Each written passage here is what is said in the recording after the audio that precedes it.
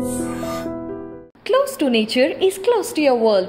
Myron Homes, Cherubic Farms at Chevilla, 7799949104. Atlantic ఓషన్లో Titanic ship శిథిలాలను చూసేందుకు వెళ్లి 5గురు దుర్మరణం పాలైన ఉదంతం ప్రపంచవ్యాప్తంగా చర్చనీయాంశంగా మారింది. ఆ 5గురిని నీటి అడుగునకు మోసుకు వెళ్లిన టైటాన్ సబ్మర్సిబుల్ వాళ్ళ పాలిట మృత్యు శకటంగా మారిపోయింది.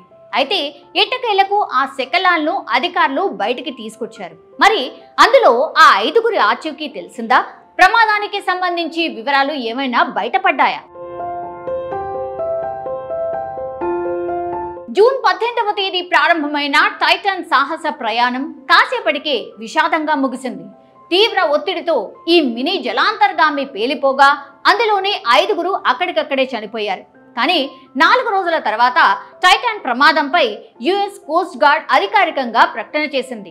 ఇక అట్లాంటిక్లో నీట మునిగిన టైటానిక్ పడవ ముందు భాగంలో 1600 అడుగుల వద్ద దాదాపు 6.5 మీటర్ల పొడవు 10,431 కిలోమీటర్ల దాకా బరువున్న టైటాన్ కూరుకుపోయినట్టు గుర్తించినట్టు ఇంతకు ముందు అధికారులు ప్రకటించారు. అతి కష్టం మీద ఆ శకలాలను బయటికి తెచ్చినట్టు అమెరికా తీర రక్షణ దళం అధికారికంగా బుధవారం ఉదయం ప్రకటించింది. ఎస్యూవీ కార్ సైజులో ఉండే టైటాన్ సబ్ ను అతి కష్టం మీద బయటికి తీసుకొచ్చారట. న్యూయార్క్ కు చెందిన పెలాజిన్ రీసెర్చ్ కంపెనీ తన ఒడిస్పేస్ రిమోట్ ఆపరేటెడ్ వెహికల్ ను సబ్మర్సిబుల్ వెతుకులాట కోసం ఉపయోగించింది. శకలాలను బయటకు తీయగానే అది తన ఆపరేషన్ ముగిసినట్టు ప్రకటించింది.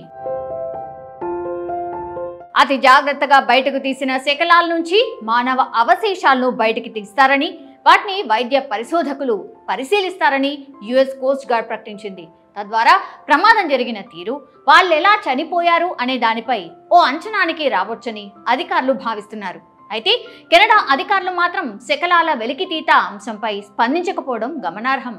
బ్రిటిష్ సాహసికుడు Hamish Harding, French submarine expert Paul Henry, Pak British billionaire Shahzada Dawood, అతని తనయుడు సులేమాన్, ఈ మొత్తం ప్రయాణానికి కారణమైన ఓషన్ గేట్ సీఈఓ స్టాక్టన్ రష్లు ఈ ప్రమాదంలో దుర్మరణం పాలయ్యారు.